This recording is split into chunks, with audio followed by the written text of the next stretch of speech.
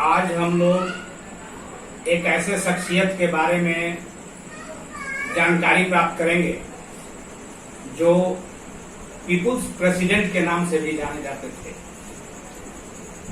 आज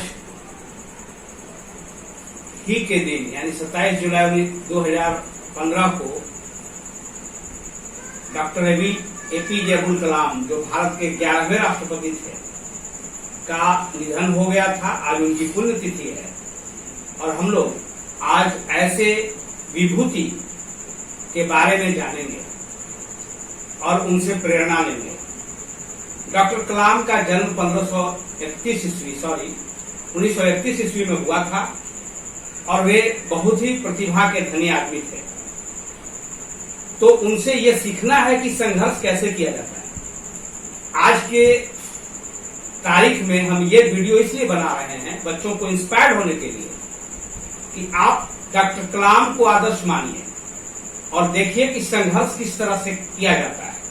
डॉक्टर कलाम एक मछुआरा का बेटा और अपना डे टू डे लाइफ को चलाने के लिए अखबार बेचने का काम करने वाला व्यक्ति किस प्रकार से धीरे धीरे सफलता की सीढ़ियों को चढ़ता है और अंततः वह रायसीना हिल्स तक पहुंचता है।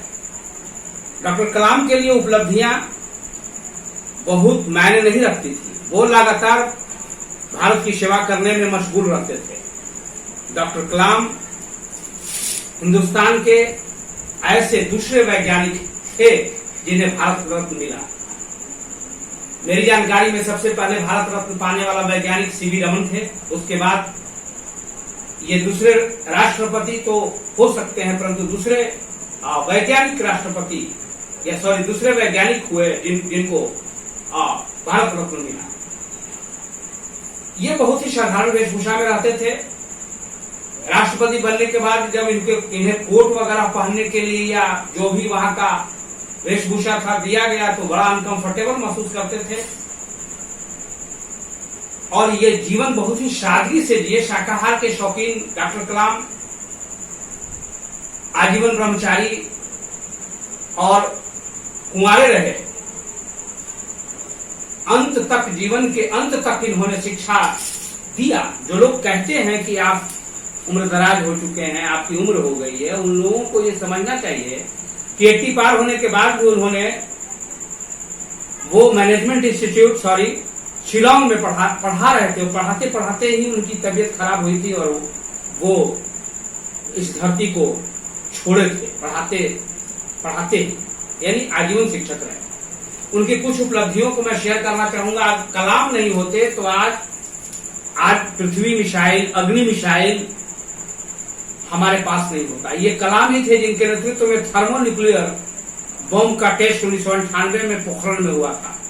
ये कलाम ही थे जिन्होंने SLV की शुरुआत की थी, यानी कि SLV-3 इन्हीं के नेतृत्व में बना था। इसरो में जब ये थे SLV यानी सैटेलाइट लॉन्च व्हीकल, वो सैटेलाइट लॉन्च करने के लिए हमको करोड़ों रुपए खर्च करने पड़ते थे और SLV-3 इन्होंने दे करके उसी के टेक्नोलॉजी से हम लोग आगे बढ़ते बढ़ते GSLV तक पहुंचे हैं।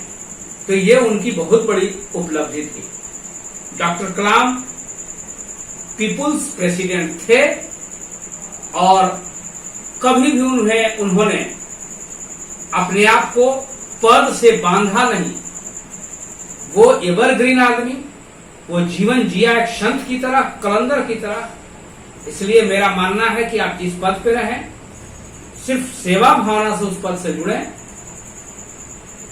वो जाते जाते जब मरने से 2 माह पहले या शायद 2-4 माह पहले वो एक बात शेयर किए थे। वो बहुत चिंतित रहते थे। हिंदुस्तान के पार्लियामेंट में जिस प्रकार से वो हंगामा होती थी उससे बड़ी चिंतित रहते थे। वो राष्ट्र के लिए चिंतित रहते थे, राष्ट्र के लिए जीते थे, सेवा के लिए तत्पर रहते थे, आजीवन सेवक बनकर रहे। तो जो भी विद्यार्थी आज आप जिस मुकाम पे हैं या जिस मुकाम को पाना चाहते हैं, सतत प्रयत्नशील रहें, सादगी को पसंद करें और कठोर भाषा अभिमान को कोसों दूर रखें और फिर कलाम की तरह विजयी बन सकते हैं। इन्हीं शब्दों के साथ डॉक्टर कलाम जी को आज उनके पुण्यतिथि पर हम श्रद्धांजलि अर्पित करते हैं। हेलो फ्रेंड्स, नमस्कार। मैं राकेश कुमार। आज डॉक्टर एपीजे कलाम की पुण्यतिथि है। भारत के पूर्व राष्ट्रपति महान वैज्ञानिक कलाम को पुण्यतिथि पे शत शत नमन। कलाम साहब ने भारत की सेवा निस्वार्थ भाव से की और उन्होंने भारत के सम्यक विकास के लिए विजन 2020 की नींव रखी। सबसे पहले मैं कलाम साहब को अपने तरफ से श्रद्धांजलि श्रीमद् भगवत गीता में उद्धृत एक उदाहरण से या उद्धृत एक सुभाषित वचन से देना चाहूँगा।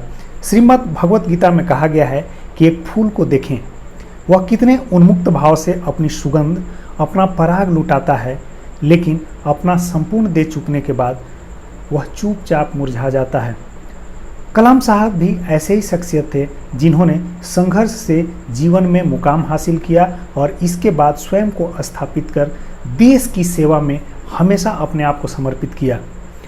और देश की सेवा में समर्पित करने के साथ साथ इन्होंने विज्ञान को वह आधार चुना जो न सिर्फ उनके लिए भोजन पानी का जुगाड़ जुटाता था, बल्कि देश के विकास में विज्ञान को महत्वपूर्ण बनाया। मानव सभ्यता और मानव केंद्रित जो मूल्य हैं उसके विकास में उन्होंने विज्ञान को एक साधन के रूप में प्रयुक्त किया, लेकिन अंतिम साधन उनका क्या था? अंतिम साधन उनका मानव केंद्रित विकास था जो विज्ञान के रास्ते तय होता था। आजकल आपने देखा होगा कि संसद का मानसून सत्र चल रहा है, उसमें प्रतिदिन हंगामे का भेंट चढ़ रहा है। करोड़ों रुपए खर्च कर संसद की व्यवस्था को चलाने का प्रावधान है और टैक्स पेयर जनता की बहुत सारी कमाई जो है इन हंगामों के भेंट चला जा रहा है। कलाम ने कहा था, शासन की तंत्र के रूप में संसद की क्षमताएं विचार विमर्श करने, कानून बनाने, सरकार को दूरदर्शी नेतृत्व प्रदान करने की है। बहुत हद तक राजनीतिक दलों के कामकाज उनकी सोच पर निर्भर करती हैं, न कि इस बात पर कि संसद अपने आप में एक संस्था है।